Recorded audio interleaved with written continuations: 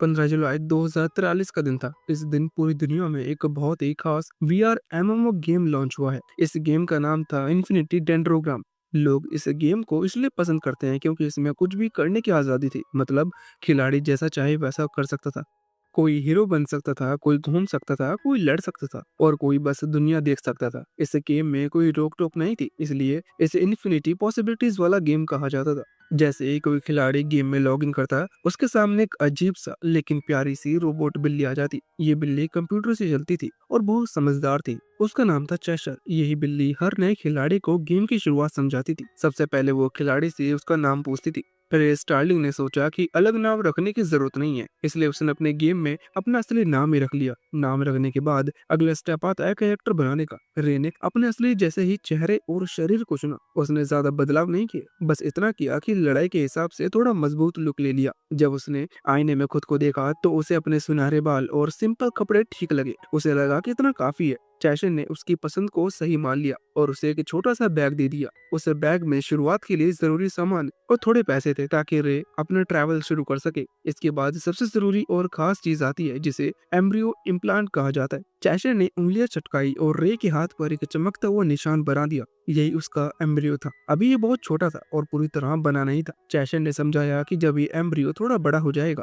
और पहली फॉर्म में पहुंचेगा तब रे चाहे तो उसे हटा भी सकता है। ये एम्ब्रियो हर खिलाड़ी के दिल और सोच के हिसाब से बढ़ता है। मतलब हर इंसान के लिए ये अलग होता है, इसलिए कोई भी एम्ब्रियो एक जैसा नहीं होता था। इसी वजह से इसकी पॉसिबिलिटीज खत्म नहीं होती थी। फिर चैशर ने एक मोटी सी किताब निकाली और उसमें से एम्ब्रियो के अलग अलग प्रकार दिखाए। कुछ एम्ब्रियो हथियार बनाते थे, कुछ बड़े राक्षस बनाते थे, कुछ गाड़ी जैसे होते थे और कुछ किले या सुरक्षा दीवार जैसे बन जाते थे। ये सब देखकर रे थोड़ा घबरा गया क्योंकि उसे सब कुछ नया और बड़ा अलग लग रहा था। चैशर ने बताया कि शुरुआत में ये साधारण होते थे, लेकिन आगे चलकर ये बहुत रेयर और ताकतवर भी बन सकते हैं। कुछ बहुत ही भाग्यशाली खिलाड़ियों को तो बिल्कुल अलग और अनोखे एम्ब्रियो भी मिलता है।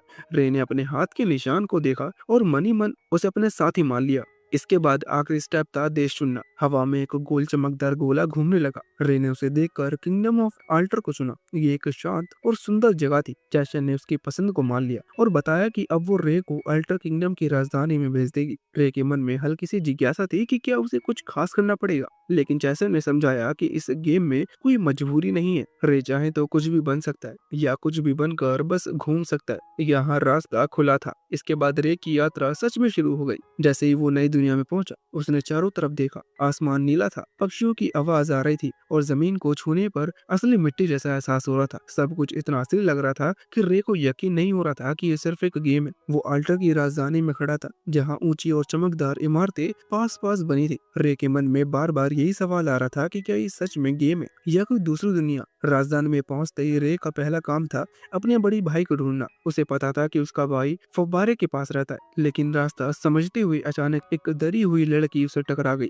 वो बहुत परेशान लग रही थी। उसके हाथ में एक कागज था जिसमें एक छोटी बच्ची की तस्वीर बनी थी। ये उसकी छोटी बहन मिलियन थी। लड़की का नाम था ग्रैंड्रिया। वो जल्दी इधर उधर देख रही थी। रे ने उसे बताया कि वो अभी अभी यहाँ है और उसे कुछ पता नहीं है। फिर भी लड़की ने अपनी जानकारी दी और कहा कि अगर उसकी बहन दिखे तो जरूर बताना। इतना कहकर वो जल्दी से वहां से चली गई। रे उस कागज को देखते ही रह गया। उसे समझ में नहीं आ रहा था कि अभी भी क्या हुआ। उसे तब ये भी नहीं पता था कि ये छोटी सी मुलाकात उसकी जिंदगी की सबसे बड़ी कहानी की शुरुआत बनने वाली है। जैसे ही रे उस कागज को ध्यान से देखता है, अचानक उसके सामने सिस्टम का नोटिस आ जाता है कि एक लेवल 5 क्वेस्ट एक्टिवेट हो चुका है। इस क्वेस्ट का नाम होता है मिलियन ग्रैंड यार को ढूंढना। और ये देखकर पूरा चौंक जाता है। वो तुरंत उसी दिशा में देखता है जिधर वो लड़की गई थी और उसके दिमाग में यही चलता है कि वो तो एक तियान थी, मतलब एनपीसी थी। उसे बात बिल्कुल भी अजीब लगी क्योंकि लेवल 5 क्वेस्ट आमतौर पर अकेले इंसान के लिए नहीं होते। ऐसे क्वेस्ट के लिए यूजली पूरी टीम या ग्रुप चाहिए होती है। रे समझ ही नहीं पाता कि उसे ये इतना बड़ा क्वेस्ट कैसे मिल गया। फिलहाल रे इस क्वेस्ट को थोड़ी देर के लिए साइड में रख देता है क्योंकि उसका पहला काम अपने बड़े भाई को ढूंढना था। वो कैपिटल में घूमते हुए फाउंटेन की तरफ बढ़ता है। वहां पहुंचकर उसे एक बहुत बड़ा और प्यारा सा भालू दिखाई देता है। वो भालू कुमा कुमा वाला गाना गा रहा होता है और उसके चारों तरफ ढेर सारे बच्चे खड़े होते हैं। बच्चे बहुत खुश होते हैं और उस भालू के साथ मस्ती कर रहे होते हैं। रे धीरे धीरे उसके पास जाता है और उसे देखकर पहचान जाता है कि यही उसका भाई है। भालू भी उसे देखकर खुश हो जाता है और बच्चों को सारी कैंडीज दे देता है। इसके बाद रे को पता चलता है कि उसके भाई का इन गेम नाम शू स्टार्लिंग है रे तुरंत वो क्वेस्ट वाला पेपर अपने भाई को दिखाता है। शिव कागज को ध्यान से देखता है और समझ जाता है कि ये क्वेस्ट किसी आम तियान का नहीं है। ये क्वेस्ट लिलियाना नाम की तियान से जुड़ा हुआ है, जो इस किंगडम में बहुत फेमस है। वो इतनी पॉपुलर है कि प्लेयर्स और तियान्स दोनों अपने फैन क्लब चलाते हैं। ये सुनकर और भी ज्यादा हैरान हो गया, क्योंकि उसे लगता था कि एनपीएस के साथ लोग इतने जुड़ नहीं सकते। लेकिन इस दुनिया में ऐसा बिल्कुल नॉर्मल था, क्योंकि तियान्स भी इंसानों की तरह समझते हैं और महसूस करते हैं। सबसे बड़ी परेशानी ये थी कि रे समझ भी नहीं पा रहा था कि इतनी मशहूर तियान ने उसे ये क्वेस्ट क्यों दिया। शिव उसे समझाता है कि इन्फिनिटी डेंड्रोग्राम की दुनिया बहुत प्रैक्टिकल है। यहाँ क्वेस्ट के लिए कोई फिक्स्ड रूल नहीं होता, कभी कभी बस सही वक्त पर सही जगह होने से क्वेस्ट मिल जाता है। इसे लक भी कहा जा सकता है और कॉन्फिडेंस भी। इस दुनिया में क्वेस्ट की कोई लिमिट नहीं है। क्वेस्ट कंप्लीट करने के लिए हिंट्स और जगह की जानकारी बहुत जरूरी होती है। रे वही पेपर फिर से देखता है और शू उसकी बैक साइड पढ़ता है। वह एक छोटा सा लेटर लिखा होता है जिसमें इंसेक्ट प्रे का जिक्र होता है। शू तुरंत समझ जाता है कि मामला सीरियस है। इसका मतलब ये था कि मिलियन कैपिटल से बाहर रावी एंशिएंट फॉरेस्ट की तरफ गई है। ये जंगल अब सेफ नहीं रहा था। वहाँ बहुत सारे इंसेक्ट टाइप मॉन्स्टर फैल चुके थे और पूरा फॉरेस्ट एक बड़े मॉन्स्टर नेस्ट जैसा बन चुका था। शिव ये भी जानता था कि ऐसे क्वेस्ट को जल्दी पूरा करना बहुत जरूरी होता है। अगर टाइम ज्यादा लग गया तो क्वेस्ट अपने आप फेल हो जाता है। उसने रे को ये भी बताया कि ये गेम पुराने गेम्स जैसा नहीं है। यहाँ जो होता है उसका असर सच में पड़ता है। अगर कोई तियान मर गया तो वो दोबारा वापस नहीं आता। ये सुनकर रे एकदम शांत हो जाता है। उस पल उसे पहली बार एहसास होता है कि इन्फिनिटी डेंड्रोग्राम सिर्फ एक गेम नहीं है। इसका मतलब ये था कि इस दुनिया में हीरोज, स्ट्रॉन्ग फाइटर्स, गार्ड्स, यहाँ तक कि किंग्स और रूलर्स भी मर सकते हैं, लेकिन फिर भी दुनिया चलती रहती है जैसे कुछ हुआ ही ना हो। रे के दिमाग में ये बात बार बार घूमती रहती है कि भले ही ये लोग एनपीसी कहलाते हैं, लेकिन उनके फीलिंग्स और उनका होना बिल्कुल इंसानों जैसा है। ये सोचकर उसका दिल भारी हो जाता है। शू रे को एनकरेज करता है और उसे भरोसा देता है कि वो दोनों मिलकर इस क्वेस्ट को पूरा करेंगे और कहानी को अच्छी एंडिंग देंगे। रे भी मनी मन पक्का फैसला कर लेता है कि वो इस छोटी बच्ची को हर हाल में ढूंढने का। सिचुएशन बहुत अर्जेंट थी, इसलिए दोनों बिना वक्त गवाए सीधा रावी एंशिएंट फॉरेस्ट की तरफ निकल पड़ते हैं। रे अभी बिल्कुल नया प्लेयर था और उसके पास एक्सपीरियंस भी बहुत कम था, इसलिए शू उसे बहुत सारे यूजफुल आइटम्स देता है। उन आइटम्स को पहनने के बाद ऐसा लगता है जैसे रे के पास एक्स्ट्रा लाइफ्स आ गई हो। शू उसे ऑफिशियली अपनी टीम में भी जोड़ लेता है ताकि जरूरत पड़ने पर उसे आसानी से सपोर्ट मिल सके। फॉरेस्ट में जाने से पहले रे ये भी समझ लेता है कि अगर उसकी लाइफ चली गई तो उसे 24 घंटे तक लॉग इन करने की परमिशन नहीं मिलेगी। लेकिन असली डर ये था कि गेम के 24 घंटे रियल वर्ल्ड में पूरे 72 घंटे होते हैं। मतलब 3 दिन एक गेम में गायब रहना, ये किसी नाइटमेयर से कम नहीं था। रे अपने भाई की तरफ देखता है और अपने मन में तय करता है कि चाहे कुछ भी हो जाए वो मिलियन को बचाने की पूरी कोशिश करेगा। उसे समय जंगल के अंदर ग्रैंडेरिया अकेले ही बहुत सारे इंसेक्ट मॉन्स्टर से लड़ रही होती है। उसका बस एक ही मकसद होता है कि वो किसी भी तरह अपनी छोटी बहन मिलिया को बचा लिया जाए। चारों तरफ से रेंगते, उड़ते और काटते हुए मॉन्स्टर उसे घेर लेते हैं। उनकी संख्या इतनी ज्यादा होती है कि हालत धीरे धीरे बहुत खराब लगने लगती है। ग्रैंडेरिया थकने लगती है और उसके मन में डर आने लगता है कि शायद आज वो अपनी बहन को बचा नहीं पाएगी। हर तरफ डेंजर ही डेंजर दिखाई देता है और जंगल का माहौल और भी डरावना हो जाता है। तभी अचानक जंगल में एक तेज आवाज गूंजती है। शू अपने ब्लैडर के सेकंड फॉर्म में हमला करता है। उसकी गन की आवाज पूरे फॉरेस्ट में फैल जाती है। ये आवाज सुनते ही कई मॉन्स्टर वहीं रुक जाते हैं। ग्रैंडेरिया को उसी पल नई उम्मीद मिलती है। उसे एहसास होता है कि वो अकेली नहीं है। सही समय पर नहीं पहुंचते तो शायद मिलिया को बचाना नामुमकिन हो जाता। हालात अब भी मुश्किल होते हैं, लेकिन अब पूरी तरह होपलेस नहीं रहते। इसके बाद साफ हो जाता है कि अभी खतरा पूरी तरह खत्म नहीं हुआ है। क्वेस्ट अभी भी कंप्लीट नहीं माना जाता, क्योंकि ग्रैंड एरिया खुद बहुत हाई लेवल की होती है। उसकी मौजूदगी से क्वेस्ट की डिफिकल्टीज और भी बढ़ जाती हैं। जैसे ही आगे की जमीन हिलती है, वहां से एक बड़ा और डरावना डैमी ट्रैक बूम निकलता है। वो जमीन फाड़ते हुए बाहर आता है और चारों तरफ तबाही मचाने लगता है। शिव अपनी ताकत से ऐसे मॉन्स्टर को आमतौर पर जल्दी खत्म कर देता है, इसलिए वो बिना रुके आगे बढ़ता है और लगातार हमला करता रहता है। लेकिन इसी कॉन्फिडेंस की वजह से एक बड़ा सा खतरा सामने आ जाता है। कई मॉन्स्टर मिलकर एक साथ हमला करते हैं और शू को जमीन के अंदर बहुत गहराई तक धकेल देते हैं। अचानक शू दिखाई देना बंद हो जाता है। चारों तरफ धूल, मिट्टी और मॉन्स्टर का शोर फैल जाता है। हालात फिर से बहुत डरावने हो जाते हैं। रे घबरा कर इधर उधर देखने लगता है और शू को ढूंढने की कोशिश करता है। तभी एक मॉन्स्टर अचानक रे पर हमला कर देता है। रे अभी बहुत कमजोर होता है और ऐसे हमले के लिए बिल्कुल तैयार नहीं रहता। उसी वक्त ग्रैंडेरिया बीच में आकर रे को बचा लेती है। वो खुद मॉन्स्टर से लड़ने का फैसला करती है ताकि रे मिलिया को सुरक्षित बाहर ले जा सके। रे समझ जाता है कि उसके लिए वही रुकना सिर्फ मुश्किल बढ़ाएगा, क्योंकि उसका लेवल अभी बहुत कम होता है। भारी मन से रे मिलिया का हाथ पकड़ता है और बाहर की तरफ भागने लगता है। रास्ते में मिलिया अपनी छोटी सी कहानी बताती है। उसे लगता था कि उसकी बड़ी बहन का जन्मदिन है, इसलिए वो केक बनाने के लिए रैमबरी ढूंढने लगती है। कैपिटल में उसे ये चीजें नहीं मिली थी। तभी एक चश्मा लगाए आदमी ने उसे इंसेक्ट स्प्रे दिया और कहा कि गार्डन में जाकर वो चीज मिल जाएगी। रे ये सब सुनकर समझ जाता है कि किसी ने मीलिया को जानबूझकर इतनी खतरनाक जगह भेजा था। उसे इस बात पर बहुत गुस्सा आता है कि कोई इतनी छोटी बच्ची के साथ ऐसा कैसे कर सकता है। दोनों धीरे धीरे जंगल के गेट की तरफ बढ़ते हैं। गेट अब बस थोड़ी सी दूर पर होता है, लेकिन तभी अचानक बहुत सारे मॉन्स्टर सामने आ जाते हैं और रास्ता रोक लेते हैं। उन सब का पूरा ध्यान मीलिया पर होता है। रे पूरी ताकत लगाकर मीलिया को उनके जबड़ों से बचाता है, लेकिन धक्का मुक्की में दोनों नीचे गिर जाते हैं। उसी पल रे को सबसे ज्यादा डर लगता है, क्योंकि मीलिया एक तियान होती है। अगर उसके साथ कुछ हो गया तो वो कभी वापस नहीं आएगी। ये सोच रे के दिल को और भारी कर देती है। रे जल्दी से मीलिया को एक पहनाता है ताकि वो सुरक्षित रह सके। फिर वो मीलिया को बाहर की तरफ भागने के लिए आगे भेज देते हैं और खुद पीछे रुकने का फैसला करता है। मॉन्स्टर उस पर टूट पड़ते हैं। उसका हेल्थ बार बहुत तेजी से गिरने लगता है। वो शू के दिए हुए पोशंस को एक एक करके इस्तेमाल करता रहता है। पोशंस धीरे धीरे खत्म होने लगते हैं, लेकिन मॉन्स्टर का हमला रुकता नहीं। फिर भी रे पीछे हटने के बजाय बार बार खुद को सामने खड़ा करता है, बस इसलिए ताकि मीलिया सुरक्षित निकल सके। रे मीलिया को सीने से लगाए हुए खुद को संभालता है और अपने मन में सोचता है कि उसे हार नहीं माननी है। उसके लिए सिर्फ एक गेम हो सकता है, लेकिन मीलिया के लिए ये उसकी दुनिया होती है। वो अपने हाथ के रिंग की तरफ देखता है और अपने एम्ब्रियो पर भरोसा करता है। उसे लगता है कि अगर सच में इन्फिनिटी पॉसिबिलिटीज होती हैं, तो आज उसे एक अच्छा और खुशहाल रास्ता जरूर मिलेगा। इसी मुश्किल और डर भरे पल में अचानक रिंग तेजी से रोशनी निकालती है। चारों तरफ चमक फैल जाती है। धीरे धीरे उस रोशनी से एक लड़की का आकार बनने लगता है। आसपास के मॉन्स्टर्स उस रोशनी की वजह से साफ दिखाई देने लगते हैं, जैसे सब पर स्पॉटलाइट पड़ गई हो। कुछ ही पल में वो लड़की रे के हाथ में एक पावरफुल स्वॉर्ड में बदल जाती है।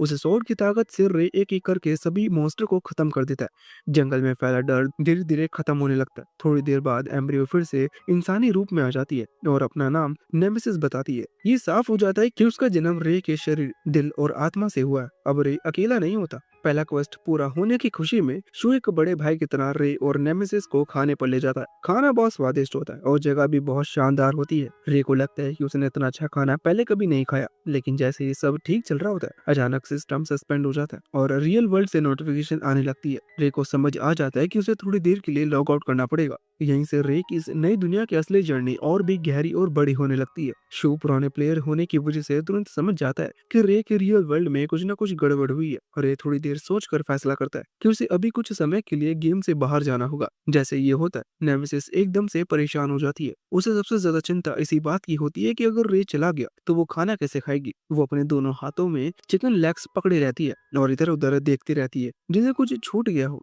रे उसे समझा देता है कि वो थोड़ी देर में वापस आ जाएगा।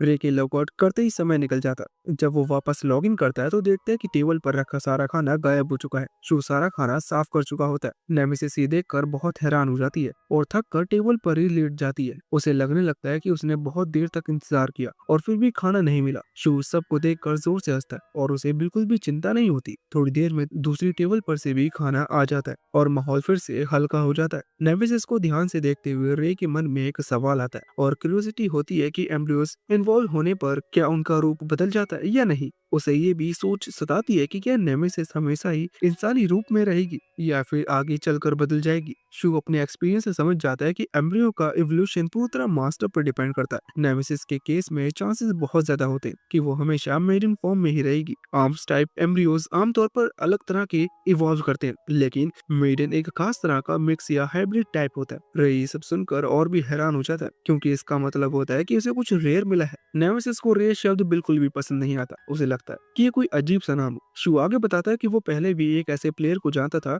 जिसके पास मेडन टाइप एम्ब्रियो था, लेकिन उसका दूसरा फॉर्म नेमेसिस से बिल्कुल अलग था। अभी नेमेसिस एक सुपीरियर एम्ब्रियो बन चुकी होती है। शू आसान भाषा में समझाता है कि एम्ब्रियो के पहले 3 फॉर्म को सेकेंडरी कहा जाता है, चौथे से छठे तक एडवांस होते हैं और 7वां फॉर्म सबसे खास होता है, जिसे सुपीरियर कहा जाता है। ऐसे सुपीरियर एम्ब्रियो वाले प्लेयर्स पूरी गेम दुनिया में 100 से भी कम होते। रे को शू के बारे में और जानने की क्यूरियोसिटी हो जाती है। वो सोचता है कि शू खुद इतने लेवल तक पहुंच चुका होगा। शू इस सवाल को हल्के में ले लेता है और अपना लेवल छुपा लेता है। रे को पहले का एक सीन याद आता है। उसे अपने मन में ये बात घूमने लगती है कि शू और ग्रैंड्रिया के बीच कुछ ना कुछ जरूर हुआ है। शू इस बात को आधा मजाक और आधा सीरियसनेस के साथ याद करता है और फिर 6 महीने पहले की एक बड़ी घटना के बारे में सोचने लगता है। उस समय ड्रिफ्ट मैकेनिकल एम्पायर और अल्टर किंगडम के बीच एक बहुत बड़ी वॉर हुई थी। उस लड़ाई में अल्टर किंगडम को बुरी तरह हार का सामना करना पड़ा था। इस वॉर के बाद पूरे किंगडम का लगभग 1/3 हिस्सा पूरी तरह खत्म हो गया था। बहुत सारे इतिहास मारे गए थे,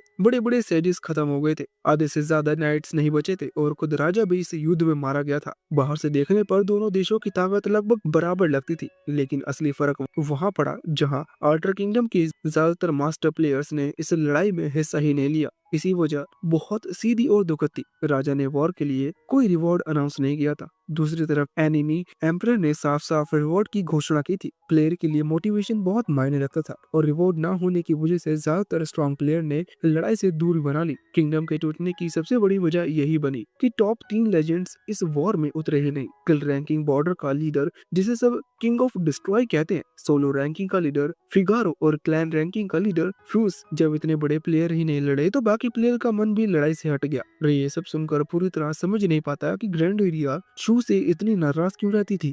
शू फिर धीरे धीरे सच्चाई बताता है। वो खुद भी एक हाई रैंक प्लेयर था और उसने भी इस वॉर में हिस्सा नहीं लिया था। उसी वॉर में ग्रैंड एरिया के पिता जो किंगडम के नाइट कमांडर मारे गए थे। यही वजह थी कि ग्रैंड एरिया के दिल में बहुत दर्द और गुस्सा था। ये सब सुनकर रे का मन और भारी हो जाता है। वो सोचने लगता है कि शू ने उस समय लड़ाई में हिस्सा क्यों नहीं लिया। शू के अपने रीजन होते हैं। उसकी इक्विपमेंट अगर डैमेज हो जाती है तो उसकी असली पहचान सबके सामने आ सकती थी। रे को ये वजह थोड़ी अजीब लगती है, लेकिन वो समझ जाता है कि हर किसी को अपनी मजबूरी होती है। आखिर में रे के मन में एक और डर पैदा होता है। उसे चिंता होने लगती है कि क्या फ्यूचर में फिर से कोई बड़ा अटैक होगा। शू थोड़ी देर चुप रहता और फिर बताता है कि अल्टर किंगडम धीरे धीरे और कमजोर होता जा रहा है, जबकि दूसरी तरफ दुश्मन लगातार ताकतवर बन रहा है। अगली लड़ाई पहले से कहीं ज्यादा मुश्किल होने वाली होती है। हार के बाद बहुत से प्लेयर ने दूसरी लैंड्स में जाना शुरू कर दिया था, जिससे रैंकिंग्स भी पूरी तरह बिगड़ चुकी थी। रे को महसूस होने लगता है कि ये दुनिया सिर्फ एक गेम नहीं है, बल्कि यहाँ हर फैसला, हर एक्शन और हर चॉइस का असर बहुत गहरा होता है। रे को धीरे धीरे महसूस होने लगा है कि शायद यही समय है जब वो इस दुनिया में आगे बढ़ सकता है। उसे लगा कि अगर वो सही तरह से मेहनत करे तो रैंक्स में ऊपर जा सकता है। पर पास बैठी नेमेसिस भी ये सब समझ रही थी। उसे भी लगने लगा कि रे को अब अपना एक साफ गोल मिल गया है। रे का प्लान बहुत सिंपल था, पहले ज्यादा से ज्यादा लेवल बढ़ाना, फिर धीरे धीरे रैंक्स में ऊपर जाना और खुद को स्ट्रॉन्ग बनाना। शू ने रे को समझाया कि सिर्फ लेवल बढ़ाना काफी नहीं होता, सबसे पहले सही इक्विपमेंट लेना बहुत जरूरी होता है और उसके बाद एक सही प्रोफेशन चुननी पड़ती है। शू ने रे को प्रोफेशंस की एक पूरी लिस्ट दी जो रे की फाइटिंग स्टाइल और नेचर के हिसाब से ठीक बैठती थी। रे ने वो कैटलॉग हाथ में लिया और जैसे ही पहला पेज खोला उसकी नजर पलादिन प्रोफेशन पर पड़ी। पलादिन देखते ही शू भी थोड़ा हैरान हो गया। आमतौर पर नए प्लेयर्स को इतनी ऊंचे लेवल की प्रोफेशन चुनने की ऑप्शन नहीं मिलता। इस लिस्ट में सिर्फ हाई लेवल ही नहीं बल्कि सुपीरियर लेवल प्रोफेशन भी शामिल थे। सुपीरियर लेवल प्रोफेशन बहुत खास होती है और पूरी गेम दुनिया में ये सिर्फ एक ही प्लेयर को मिल सकती है। इसकी कंडीशन भी बहुत ज्यादा मुश्किल होती है। रे ने पलादिन की कंडीशन को ध्यान से देखा। उसे पता चला कि इसके लिए उसे सब ड्रैगन लेवल के बड़े और खतरनाक मॉन्स्टर से लड़ना होगा और उनमें से कम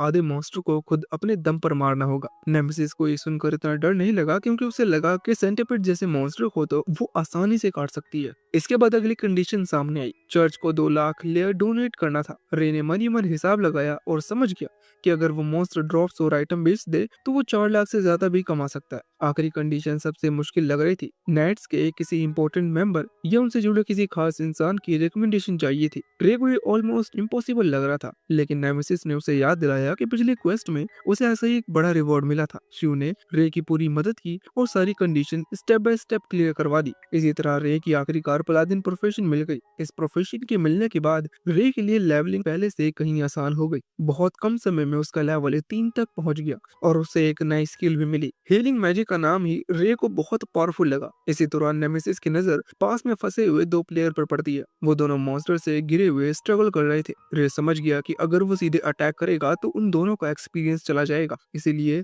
उसने सिर्फ फर्स्ट एड सपोर्ट दिया, जिससे फाइट फेयर भी रही और मदद भी हो गई। मॉन्स्टर खत्म होने के बाद दोनों प्लेयर सेफ हो गए। उनमें से एक नया प्लेयर था जिसने हाल ही में गेम स्टार्ट किया था। उसके साथ बेबलियन नाम की गार्डियन टाइप एम्ब्रियो थी। नेमेसिस बेबलियन को देखकर बहुत एक्साइटेड हो गई क्योंकि ह्यूमन फॉर्म में गार्डियन एम्ब्रियो बहुत रेयर होती है। रे ने उसे धीरे से याद दिलाया कि ऐसे घूमना ठीक नहीं होता। थैंक यू के तौर पर उसने नए प्लेयर ने सबको खाने पर इनवाइट किया। थोड़ी देर आराम करने के बाद रे फिर से फॉरेस्ट की तरफ निकल पड़ा। उसका मन बना हुआ था कि आज ही उसे लेवल 13 तक पहुंचना है, लेकिन फॉरेस्ट में पहुंचते ही सिचुएशन अचानक खराब हो गई। एक मॉन्स्टर शेप्ड एम्ब्रियो ने अचानक हमला कर दिया। आसपास मौजूद प्लेयर्स घबरा गए और चीखने लगे। ये साफ तौर पर पीके एम्बस था, जिसमें प्लेयर ही टारगेट बन जा रहे थे। रे भी उनमें शामिल हो गया। जब रे दोबारा लॉगिन कर पाया तो उसने देखा कि नेमेसिस फाउंटेन के पास चुपचाप बैठी हुई है। उसका मन बहुत भारी था। वो खुद को ब्लेम कर रही थी और सोच रही थी कि अगर वो और स्ट्रांग होती है तो शायद ये हार नहीं होती। उसे सबसे ज्यादा डर इसी बात का था कि अगर रे प्लेयर ना होता तो शायद वो हमेशा के लिए गायब हो जाता।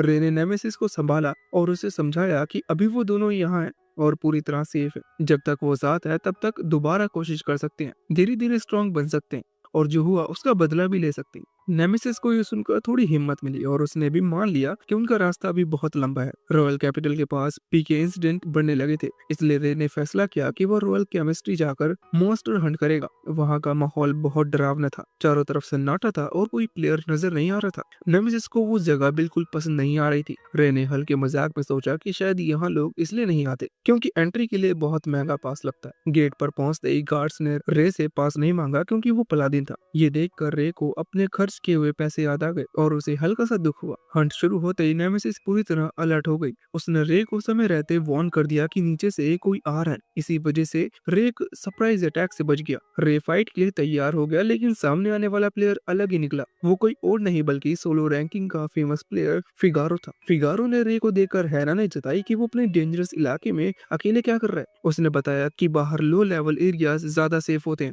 रे ने उसे कैपिटल के पास हो रही पीके प्रॉब्लम्स के बारे में बताया। फिगारो को ये सब पता नहीं था क्योंकि वो पिछले 5 दिनों से अंदर ही अंदर टेस्ट कर रहा था कि वो अकेले कितनी गहराई तक जा सकता है। इस बार वो लेवल 48 तक पहुंच गया और उसने एक नया रिकॉर्ड बना दिया। ये सुनकर रे और नेमेसिस दोनों और भी ज्यादा हैरान हो गए। उन्हें समझ में आने लगा कि इन्फिनिटी डेंड्रोग्राम की दुनिया में हर कदम पर कुछ नया, कुछ खतरनाक और कुछ बड़ा इंतजार कर रहा है। रे ने अपने मन में ये कंफर्म कर लिया कि सामने वाला सच में वही फिगारो है जिसके बारे में लोग काफी बातें करते थे। फिगारो ने ये भी बताया कि उसे एरिया जैसे मेज और लेब्रिथ वाली जगह बहुत पसंद है। इस किंगडम में भी ऐसे कॉम्बैक्ट वाली शहर मौजूद है जैसे जीडियोन। इन जगहों पर लड़ाई में मरने पर डेथ काउंट नहीं बढ़ती, इसलिए प्लेयर्स बिना डरे पूरी ताकत से फाइट कर सकते हैं। रे को ये आइडिया काफी अच्छा लगा और उसे लगा कि वो फ्यूचर में वहां जाकर ट्राई कर सकता है। जाते जाते फिगारो ने ये भी बताया कि अगले दिन तक बाहर की ग्राइंडिंग एरियाज पर से सेफ हो जाएंगी। फिगारो का मानना था कि जब रे का लेवल और ज्यादा बढ़ जाएगा तब उसे एरेना में जाकर बैटल्स करने चाहिए। उसने ये बात भी मान ली कि रे और नेमेसिस में पोटेंशियल है क्योंकि उन्होंने उसका अटैक रोक लिया था और सेफ निकल आए थे। फिगारो को रे का एटीट्यूड पसंद आया, इसलिए उसने ये भी कहा कि जब भी मौका मिलेगा वो अरीना में रे के साथ compete करने जरूर जाएगा। ये सुनकर रे बहुत एक्साइटेड हो गया और उसने नेमेसिस को भी बताया कि उनके लिए बहुत अच्छी खबर है। उस दिन रे ने पूरा फोकस सिर्फ लेवल ग्राइंडिंग पर रखने का मन बना लिया। अगली सुबह पूरे इलाके में हलचल मची हुई थी। हर जगह ये खबर फैल चुकी थी कि ग्राइंडिंग एरियाज में अब पीके पूरी तरह बंद हो चुका है। जैसे फिगारो ने कहा था, साउथ साइड का पीके इश्यू सॉल्व हो गया था। रे को ये नहीं पता था कि बाकी रीजन्स में भी वही इन्वॉल्व था या नहीं, लेकिन उसे लगा कि चांसेस कम है। कॉम्बैक्ट सिटी वही जगह थी जहां फिगारो रहता था, इसलिए साउथ साइड को क्लियर करना सबसे लॉजिकल लग रहा था। रे को बाकी रीजन्स में जाने की कोई खास वजह भी नहीं दिख रही थी। नेमेसिस ने भी इस बात से अग्री किया क्योंकि उसने खुद फिगारो को ये सुनते हुए कहा था कि रास्ते में ब्लॉक होना उसे बिल्कुल पसंद नहीं। पर पास बैठे रॉक को क्यूरियोसिटी हुई कि अचानक बाकी मैप से पीके कैसे गायब हो गए। रे ने अंदाजा लगाया कि या तो साउथ ग्रुप के खत्म होते ही बाकी पीके गैंग्स खुद पीछे हट गए होंगे या फिर हर रीजन में किसी न किसी स्ट्रॉन्ग प्लेयर ने सफाई कर दी होगी। तभी एक महिला ब्लैक ग्लासेस लगाए उनके पास आकर बैठी। उसने रे के अंदाजे को बिल्कुल सही बताया। उसने अपना नाम मारिया एडलर बताया और कहा कि वो जर्नलिस्ट है। उसने हिंट दिया कि पूरा इंसिडेंट बहुत बड़ा था और अगर वो पूरा सच जानना चाहता है तो इन्फॉर्मेशन फ्री नहीं होगी। पेमेंट मिलने के बाद मारिया ने सबसे पहले फाइनल अपडेट दी। पीके करने वाले ग्रुप्स को डेथ सेंटेंस दी जा चुकी है। ईस्ट में के और आर गैंग, साउथ में मैड कैसल और वेस्ट में गोबलिन स्ट्रीट शामिल थे। तीनों गैंग्स की अपनी अपनी डिमांड्स थी और वो प्लेयर्स को डरा कर फायदा उठाना चाहते थे। इन्हें खत्म करने वाले वो मास्टर थे जिनके एम्ब्रियोज 7th फॉर्म तक इवॉल्व हो चुके थे, यानी उनकी पावर नॉर्मल प्लेयर से कहीं ज्यादा थी। मारिया ने एक डिवाइस निकाली जिसमें पूरे इंसिडेंट के सीन्स दिखने लगे। सबसे पहले साउथ साइड का मामला सामने आया। वहाँ पीके ग्रुप ने कंडीशन रखी थी कि अगर कोई आयरन मैन को डैमेज कर दे तो उसे छोड़ दिया जाएगा। आयरन मैन पर डैमेज रिडक्शन स्किल एक्टिवेट थी, इसलिए कोई भी प्लेयर रिक्रूटमेंट पूरी नहीं कर पाया। डर का माहौल बन गया और कई प्लेयर्स वही मारे गए। उसी वक्त फिगारो की एंट्री हुई। रास्ते में आने वाले पीके मेंबर्स पहले ही साफ हो चुके थे। शैडो से बाहर आते हुए उसने कैजुअली कंप्लेन किया कि आज रास्ते में बहुत लोग ब्लॉक कर रहे थे। उसने लीडर आर्मर को पहचान लिया और उसकी डिफेंस को स्ट्रांग भी माना। बाकी सब निपट चुके थे और अब सिर्फ वो बॉस बचा था। आर्मर ने फिगारो को ध्यान से देखा। उनकी इक्विपमेंट देखकर उसे समझ आ गया कि सामने वाला कोई नॉर्मल प्लेयर नहीं है। उसने पीछे हटने का फैसला किया और अग्रीमेंट दिखाने के लिए पास बुलाया। लेकिन जैसे ही फिगारो पास आया, आर्मर ने अचानक स्किल यूज करके उसे क्रश करने की कोशिश की। क्लोज रेंज में उसका एम्ब्रियो बहुत खतरनाक टेक्निक निकाल सकता था। फिगारो बिना हिले वहीं खड़ा रहा, सही मोमेंट का इंतजार करता रहा और फिर चेन से आर्मर को खींचकर एक ही वार में खत्म कर दिया। रे और मैं ये फाइट देखकर अंदर ही अंदर सोच रहा था कि ये फाइट सच में ब्रूटल थी। ईस्ट और वेस्ट साइड में भी दो लड़कियां इन्वॉल्व थी जिनकी पावर भी काफी डरावनी थी। मारिया ने ऑर्ब की तरफ इशारा करते हुए बताया कि उनमें से एक पॉइजन में स्पेशलाइज करती थी और उसकी एबिलिटी बहुत रेयर थी। वो पीके में क्यों शामिल हुई उसका रीजन अब तक क्लियर नहीं हुआ था। नॉर्थ साइड में पीके करने वालों की आइडेंटिफाई कंफर्म नहीं हो पाई थी। बस इतना पता चला था कि वो एक सुपर असासिन था और मैं जो शैडो देखी वो किंग ऑफ डिस्ट्रॉय की थी। रिलायबल सोर्स के हिसाब से उसका एम्ब्रियो एक बैटलशिप था। पूरा फॉरेस्ट जलकर राख बन गया था, इसलिए लोग मान रहे थे कि असासिन शायद बच नहीं पाया। ये सब सुनने के बाद रे और नेमेसिस खुद उस फॉरेस्ट को देखने गए। वहां पहुंचकर उन्होंने देखा कि सब कुछ जल चुका था और सिर्फ राख बची थी। रे को तब समझ आया कि सुपीरियर लेवल एम्ब्रियो की पावर कितनी ज्यादा इंसेन हो सकती है। नेमेसिस की नजर रियून्स के बीच के एक स्पेस डोर पर पड़ी और वो भी बिना सोचे अंदर चली गई। रे ने थोड़ी देर हेजिटेट किया लेकिन फिर भी वो अंदर चला गया। अंदर नेमेसिस आराम से बैठी हुई थी और उसके पास एआई कैट #13 आराम से टी एंजॉय कर रहा था। चेशर को देखकर रे कंफ्यूज हो गया कि ये यहाँ क्या कर रहा है। चेशर ने बताया कि वो एनवायरनमेंट मेंटेन करने आया है। हालांकि टेक्निकली उसका काम नहीं था। उसे इस बात पर भी सरप्राइज हुआ कि रे और नेमेसिस इस स्पेस में एंटर कर पाए क्योंकि नॉर्मल प्लेयर्स ऐसा नहीं कर सकते। उसने ये भी हिंट दिया कि अगर रे का एम्ब्रियो मेडन टाइप तो ऐसा होना बिल्कुल नॉर्मल बात है। रे को चेसर की बात पूरी तरह समझ में नहीं आई। चेसर ने उसे ये समझाने की कोशिश की कि मेडन टाइप एम्ब्रियो असल में सिक्योरिटी सिस्टम जैसे होते हैं, लेकिन वो जिस तरह के वर्ड्स इस्तेमाल कर रहा था उनका सही मतलब ट्रांसलेट नहीं कर पा रहा था। रे को लगा कि ज्यादा उलझने से अच्छा है टॉपिक बदल दिया जाए, इसलिए उसने पूछा कि जो इलाज पूरी तरह जल चुका है क्या वो दोबारा पहले जैसा बन पाएगा या नहीं। चेसर ने बताया कि बिल्कुल ओरिजिनल जैसा तो कभी नहीं बनेगा, लेकिन फ्यूचर ग्रोथ के लिए वहाँ बेहतर कंडीशन जरूर बना दी जाएगी। चेसर ने समझाया कि वर्ल्ड पूरी तरह ऑटोनोमस सिस्टम से चलता है, हर चीज के लिए अलग अलग रूल बनाए गए हैं और चेसर जैसे एंटिटीज सिर्फ स्पेशल केसेस में डायरेक्ट इंटरवेंस करते हैं। यहाँ तक कि एआई पनिशमेंट भी एक तरह का एक्सेप्शन माना जाता है। उसने ये भी बताया कि किसी कंट्री द्वारा वांटेड क्रिमिनल्स अगर लॉग आउट कर ले या मारे जाएं तो दोबारा गेम में लौटकर उनके पुराने क्राइम्स क्लियर माने जाते। रे को ये सुनकर समझ आ गया कि बहुत से डेंजरस लोग अब भी इस वर्ल्ड में खुलेआम घूम रहे हैं। जाने से पहले चेशर ने कहा कि इस फॉर्म में किसी से मिले हुए उसे काफी टाइम हो गया था। वो रे और नेमेसिस को कोई गिफ्ट देना चाहता था, लेकिन एडमिनिस्ट्रेटर के लिए ऐसा करना टैबू माना जाता है। फिर उसने ये भी कहा कि कोई बात नहीं, केक और टी ही काफी थी। नेमेसिस को ये बहुत वंडरफुल लगा और वो पूरे एक्सपीरियंस से खुश थी। जाते जाते चेशर ने रे को जीडियोन के बारे में सावधान किया और एक क्रिप्टिक हिंट दिया कि डेविल का हार्ट पेट में होता है और बस यही बात याद रखने को कहा। जीडियोन जाने से पहले रे और रॉक गिल्ड गए ताकि रास्ते में मिलने वाले क्वेस्ट ले सके। रॉक ने बताया कि रूट अब खुल चुका है, इसलिए मर्चेंट से जुड़ी ईस्ट कोस्ट क्वेस्ट आसानी से मिल जाएगी। तभी रे को एहसास हुआ कि उसने अब तक रॉक की प्रोफेशन से ही नहीं पूछी थी। रॉक ने बताया कि उसकी प्रोफेशन पिम्प है। रे को पहली बार ये समझ में नहीं आया और उसे लगा कि शायद ये कोई मॉन्स्टर टेमर जैसी प्रोफेशन होगी। फेयर रखने के लिए रे ने अपने स्किल पैनल भी दिखाया। होली नाइट जैसे प्रोफेशन और फैशनेबल इक्विपमेंट देखकर रॉक काफी इंप्रेस्ड हुआ। नेमेसिस ने भी अपनी स्किल एक्सप्लेन की, खासकर वेंजेंस इज माइन वाली एबिलिटी के बारे में। जियोडिन जाने वाले रास्ते पर कई डेंजरस बिग बॉस रहते थे, जैसे पैक किंग, होलो बड़ा और ग्रेट डीमन हेड। नेमेसिस को उम्मीद थी कि रास्ते में इनमें से कोई मॉन्स्टर मिल जाए। रे को ये सुनकर इरिटेशन हुई क्योंकि उसे अननेसेसरी डेंजर पसंद नहीं था। बेबीलोन भी एक्साइटमेंट दिख रही थी, लेकिन रॉक ने साफ मना कर दिया। तभी मारिया चुपचाप आकर ग्रुप के पास बैठ गई।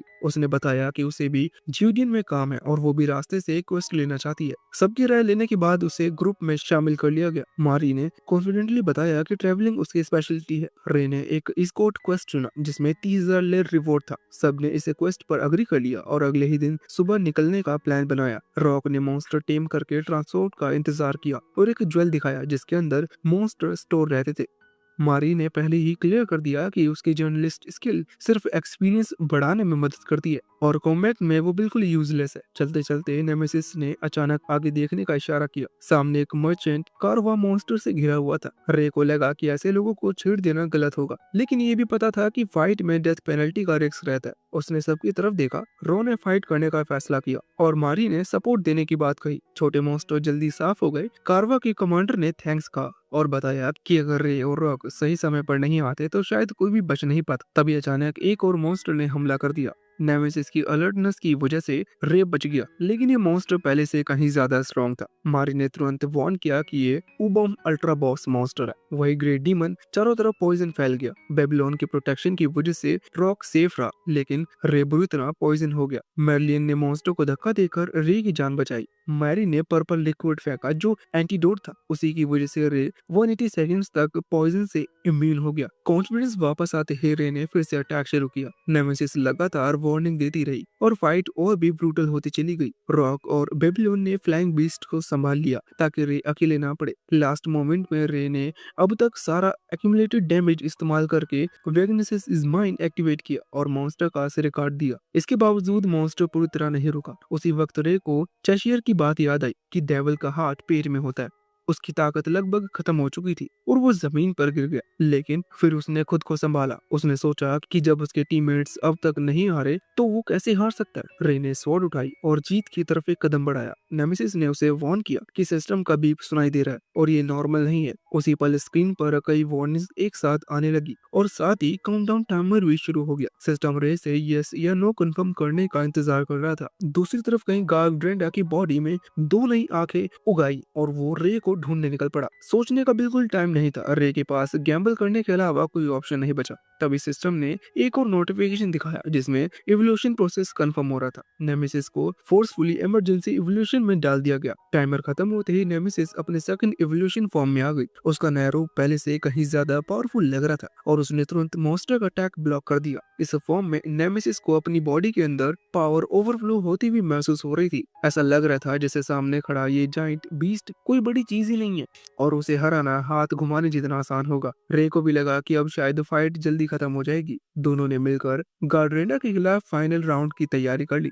लेकिन जैसे जैसे फाइट आगे बढ़ी, इस सेकंड फॉर्म की वीकनेस धीरे धीरे सामने आने लगी। इस फॉर्म में काउंटर ऑब्जेक्शन और वेगनेस इज माइंड जैसे इंपॉर्टेंट स्किल एक्टिवेट नहीं हो पा रहे थे। इसका सीधा मतलब ये था कि अगर फाइट को खत्म करने के लिए मूव्स जरूरी हुए तो नेमेसिस को वापस फर्स्ट फॉर्म यानी कि स्वॉर्ड फॉर्म में आना जरूरी पड़ेगा। रे को तुरंत समझ में आ गया कि बिना प्लान के आगे बढ़ना रिस्की हो सकता है। रे ने अपने दिमाग में जल्दी से स्ट्रेटेजी बनाई। उसने डिसाइड किया कि वो मॉन्स्टर के पैर को लगातार अटैक करेगा ताकि उसकी बैलेंस बिगड़ जाए और वो ठीक से खड़ा न रह सके। इस प्रोसेस में रे बिना शोर मचाए धीरे धीरे डैमेज एक्यूमुलेटेड करता रहा। गार्ड्रेंडा का बॉडी वेट ज्यादा होने की वजह से उसके पैर कमजोर पड़ने लगे और वो लड़खड़ाने लगा। जैसे ही मॉन्स्टर पूरी तरह अनस्टेबल हुआ, रे ने नेमेसिस को फर्स्ट फॉर्म स्केल्ड स्वॉर्ड में बुलाया और पूरी ताकत के साथ फाइनल स्लैश मार दिया। किस्मत रे के साथ थी और यूबम ग्रेट डीमन आखिरकार वहीं गिर पड़ा। फाइट खत्म होते ही मारिया पास आई और रे की हालत चेक की। रिकवरी के लिए उसने एक और पोशन ऑफर किया ताकि पोशन और फटीग का असर पूरी तरह खत्म हो सके। थोड़ी देर में रॉक भी वापस आ गया। इस बार वो एक आरओसी बर्ड को टीम कर चुका था और उसी के ऊपर बैठा हुआ था, जिससे वो पहले से ही कहीं ज्यादा कॉन्फिडेंट लग रहा था। मर्चेंट दौड़ता हुआ आया और रे का हाथ पकड़कर उसे पूरे ग्रुप को थैंक यू कहने लगा। अगर ये लोग सही समय पर नहीं आते तो उसका पूरा कारवा खत्म हो चुका था। जिन लोगों की फाइट में डेथ हो चुकी थी उनके बॉडीज को मर्चेंट के ग्रुप ने पूरे रिस्पेक्ट के साथ अरेंज किया। उन्हें छोटे छोटे बॉक्सेस में रखा गया जिन्हें नेमेसिस ने तियान कॉफिन्स बताया। इन कॉफिन्स की मदद से मरने वाले तियास की बॉडीज उनके फैमिलीज तक वापस भेजी जा सकती थी। ये सब देखकर रे का मन भारी हो गया। उसे ग्रैंडेरिया मीला और नेमेसिस याद आने लगी। उसके दिमाग में एक सवाल घूम रहा था कि क्या ये जगह सच में सिर्फ एक गेम है या फिर इससे कहीं ज्यादा रियल। सब इसे घटनाओं को पूरी तरह से कोई और भी ऑब्जर्व कर रहा था। उस पर्सपेक्टिव से देखा जाए तो यूबम और मॉन्स्टर का हार जाना भी एक रेयर केस था। एक आदमी किसी स्क्रीन पर रे का चेहरा देख रहा था और हल्की सी स्माइल के साथ इंटरेस्ट ले रहा था। उसके हिसाब से अगर रे को ये नए पावर्स नहीं मिले तो 100 सुपीरियर एम्ब्रियोज भी काफी नहीं होते। वो सब कुछ मूवी की तरह आराम से देख रहा था और चाहता था कि प्लेयर्स इस वर्ल्ड को एंजॉय करें। जिस दुनिया को लोग शुरुआत से मिस्ट्री समझते हुए आए थे, वो अंत में एक गेम होते हुए भी बहुत रियल लगने लगी थी। गार्ड्रेंडा को हारने के बाद रे का पूरा ग्रुप आखिरकार जीडियोन पहुंच गया। जीडियोन एक बहुत ही बुलिस्ट सिटी थी जहां हर तरफ मूवमेंट, आवाजें और एक्टिविटी चल रही थी। सबसे पहले अब एडवेंचर्स गिल्ड पहुंचे ताकि क्वेस्ट रिवॉर्ड कलेक्ट किया जा सके। रिवॉर्ड कंट्रीब्यूशन को लेकर पूरे ग्रुप में थोड़ी कंफ्यूजन हो गई क्योंकि हर कोई कम हिस्सा लेना चाहता था। आखिर में सबने मिलकर एक कॉमन फंड बना लिया ताकि फ्यूचर में जरूरत पड़ने पर यूज किया जा सके। रे ने नेमेसिस को बताया कि उसे लग रहा था कि उसका रिवॉर्ड कुछ ज्यादा ही, खासकर वो दो फायर पोशन आर्म्स। नेमेसिस ने सामने दौड़ते मॉन्स्टर की तरफ इशारा किया और उसे याद दिलाया कि आर्म्स का सही यूज करने के लिए प्रैक्टिस जरूरी है। रे ने पहली बार उन आर्म्स को कंट्रोल करने की कोशिश की और खुद को ही आग लगा दी। दूसरी बार भी पावर बैलेंस नहीं कर पाया और जमीन पर लुढ़कता रहा। रे को लगा कि वो खुद को 2 बार मार चुका है, जबकि नेमेसिस ने इसे सिर्फ एक ट्रबल परफॉर्मेंस मान लिया। इसी बीच रे की नजर एक पेड़ के पीछे छिपे बर्ड पर पड़ी। वो लुढ़कता हुआ बाहर आया और खुद को फ्लेमिंगो बताया। नेमेसिस ने उसे सस्पिशियस नजर से देखा और उसे पसंद नहीं आया। फ्लेमिंगो ने उसके रिएक्शन को इग्नोर किया और रे को एक बोतल पकड़ाई। रे ने बिना ज्यादा सोचे बोतल पी ली और अगले ही पल उसके सिर पर 2 रैबिट ईयर्स निकल आए। फ्लेमिंगो जोर जोर से हंसने लगा और एक्साइटमेंट सक्सेसफुल होने की बात कहता हुआ रे की स्वॉर्ड से बचकर भाग गया। उसका बिहेवियर और भी ज्यादा स्पीशीज लगने लगा। मारी को रे का नया लुक काफी क्यूट लगा और उसने उसकी ड्राइंग भी बना ली। उसने रे को रियश्योर किया कि मास्टर के एनिमल ईयर्स उगाना यहाँ नॉर्मल माना जाता है। क्लॉथ खरीदने के बाद रे ने 2 लाख खर्च करके जेफरसिस अमाउंट इक्विपमेंट हासिल किया। नेमेसिस ने पास खड़े हॉर्स की तरफ इशारा किया और रे को राइड करके देखने को कहा। जैसे ही रे ने चढ़ने की कोशिश की, वो बार बार नीचे गिरने लगा। रे को समझ में नहीं आया कि पलादिन होने के बावजूद वो हॉर्स राइड क्यों नहीं कर पा रहा। स्किल चेक करने पर पता चला कि उसके पास हॉर्स राइडिंग से जुड़ी कोई स्किल नहीं थी। रे को याद आया और उसने नेमेसिस को बताया कि वो थोड़ी देर लॉग आउट कर इन्फॉर्मेशन चेक करेगा। बाहर जाकर उसे पता चला कि हॉर्स राइड करने के लिए हॉर्स ट्राइब का चार्म चाहिए, जिसकी कॉस्ट 1 लाख थी। वापस गेम में आकर रे ने कंक्लूड किया कि अब उसे सीरियसली मनी फार्म करनी होगी। नेमेसिस ने अरीना का सजेशन दिया क्योंकि वहां डेथ पेनल्टी का डर नहीं होता और अर्निंग भी ठीक ठाक हो जाती है। रे ने उसे याद दिलाया कि अरीना अनलॉक होने के लिए लेवल 51 चाहिए। चलते चलते उसकी नजर एक सीन पर पड़ी जहां कुछ लोग एक छोटी लड़की को बुली कर रहे थे। रे ने आगे बढ़कर एक अटैकर को धक्का दिया और वो काफी दूर जा गिरा। रे खुद भी अपने स्ट्रेंथ देखकर शॉक में चला गया। बाकी लोग डर कर वहां से भाग गए, लेकिन जाते जाते ये बोल कर गए कि लड़की का भाई अभी भी उनके कब्जे में है। ये सुनते ही रे के अंदर कुछ बदल गया। उसे साफ महसूस हुआ कि दुनिया सिर्फ लेवल्स और स्किल की नहीं है, बल्कि यहाँ चॉइस का भी बहुत बड़ा मतलब है। लड़की अचानक रोते हुए जमीन पर गिर गई। उसके हाथ कांप रहे थे और आंखों से आंसू निकल रहे थे। वो बार बार मास्टर से अपने भाई को बचाने की भीख मांग रही थी। रे ने उसे ऐसे हालत में देखकर बिना ज्यादा सोचे दिल से फैसला कर लिया कि वो उसकी मदद करेगा। उसे सोचकर भी अच्छा नहीं लग रहा था कि अगर वो इस बच्ची को ऐसे ही छोड़ देता है तो शायद उसे जिंदगी भर बुरा लगता। साइको भी वहीं मौजूद था। वो ह्यूगो को पहले से जानती थी। उसकी बातें थोड़ी शार्प थी लेकिन वो भरोसे के लायक थी। उसी वक्त सिस्टम से एक नोटिफिकेशन आया और लेवल 8 मिशन रेस्क्यू रोटी एक्टिवेट हो गया। ह्यूगो ने एक स्पेशल रियम खोलकर रे से पूछा कि उसने मिशन क्यों एक्सेप्ट किया। रे के लिए वजह बहुत सिंपल थी। अगर वो इग्नोर करता तो उसका दिल उसे चैन से रहने नहीं देता। बच्चों की जान से जुड़ा मामला था और यहाँ कोई गेम जैसी फीलिंग नहीं आ रही थी। सबने मिलकर जल्दी जल्दी प्लान बनाया और ह्यूमन ट्रैफिकर्स के ठिकाने की तरफ बढ़े। ह्यूगो ने बताया कि अंदर विजन बहुत लिमिटेड होगी। रे ने डिसाइड किया कि स्मोक का फायदा उठाकर अंदर एंट्री करोगे। बच्चों की जान खतरे में थी, इसलिए फेल होने का कोई ऑप्शन नहीं था। अंदर पहुंचते ही उन्हें पता चला कि वहाँ एक लीच मौजूद है। लीच का सपना इमोर्टल किंग बनने का था और इसके लिए वो बच्चों को अनडेड में बदलने वाला था। जैसे ही रे को ये बात समझ में आई, उसका खून खौल उठा। उसने बिना रुके लीच की एक हाथ काट दिया। सिल्वर वेपन की वजह से लीच की बॉडी का हिस्सा रीजनरेट नहीं हो पाया। इसके बाद चारों तरफ केओस फैल गया और चेस शुरू हो गया। आखिरकार ह्यूगो और साइको ने रास्ता ब्लॉक कर दिया। एंग्री स्पिरिट रे की सिल्वर ब्लेड से पूरी तरह प्योरीफाई हो गई। लीच ने अपनी जान बचाने के लिए 17 मिलियन लेयर तक ऑफर दिया, लेकिन रे के लिए ये सब बेकार था। उसने बिना रुके सीधा लीच के पेट में वार किया और उसे वहीं खत्म कर दिया। पॉइजन की वजह से रे की बॉडी भी कमजोर होने लगी और वो गिरने ही वाला था, लेकिन यूको के दिए हुए आइटम्स की वजह से वो भी किसी तरह बच गया। बच्चों को रेस्क्यू कर लिया गया, लेकिन कहानी यहाँ खत्म नहीं हुई थी। बाहर निकलते ही एक और डिजास्टर उनका इंतजार कर रहा था। एक सीक्रेट बॉक्स से निकला सीड अब तक जाइंट मॉन्स्टर में बदल चुका था। सिस्टम ने अनाउंस किया कि एक नया यू बॉम्ब अप्रूव हो चुका है और उसका नाम मेंटिस डीमन गॉस मेज है। रे का पूरा ग्रुप बाहर आया और देखा कि मॉन्स्टर हर चीज को कुचलता जा रहा है। यूगो ने साफ मना कर दिया कि वो इस मॉन्स्टर को हरा नहीं सकते। इसी बीच नेमेसिस को अपने अंदर कुछ अजीब सा महसूस हुआ। उसे लगा जैसे उसके डैमेज स्टेट्स बदल रहे हैं। तब एक छोटी लड़की डर के मारे बाहर की तरफ भागी और मॉन्स्टर का पूरा ध्यान उसकी तरफ चला गया। रे ने तुरंत अपनी फायर आर्म से रास्ता क्लियर किया और यूगो को कहा कि बच्चों को पहले सेफ ले जाए। यूगो बहुत वरीड था क्योंकि रे अकेले उस मॉन्स्टर के सामने खड़ा था, लेकिन रे को ये बात अच्छे से पता थी कि बच्चों की सेफ्टी सबसे जरूरी है। मॉन्स्टर की बॉडी बहुत तेजी से रीजनरेट हो रही थी। रे के नॉर्मल अटैक से उसे कोई खास फर्क नहीं पड़ रहा था। उसी वक्त नेमेसिस को अपने डैमेज काउंटर में फिर से कुछ स्ट्रेन सा महसूस हुआ। मेंटिस डीमन के अटैक्स देखकर उसे समझ में आ गया कि पहले जो अनईजी फीलिंग आ रही थी वो क्यों थी। नेमेसिस ने रियलाइज किया कि वो दोनों उस मॉन्स्टर से डैमेज कलेक्ट कर रहे थे और ये अब तक का सबसे ज्यादा डैमेज था। उसे अंदाजा हो गया था कि उन्होंने अनजाने में लीच की आखिरी स्पेल एब्जॉर्ब कर लिया था। रे को कन्फेशन हुआ कि लीच और ये मॉन्स्टर अलग अलग कैसे हो सकते हैं। नेमेसिस ने एब्जॉर्ब किया कि एक क्रिएचर असल में लीच की एंगर को खा रहा था और बस उसी पल का इंतजार कर रहा था जब लीच का कंट्रोल कमजोर पड़े। रे को वो पूरी बात समझ में आने लगी।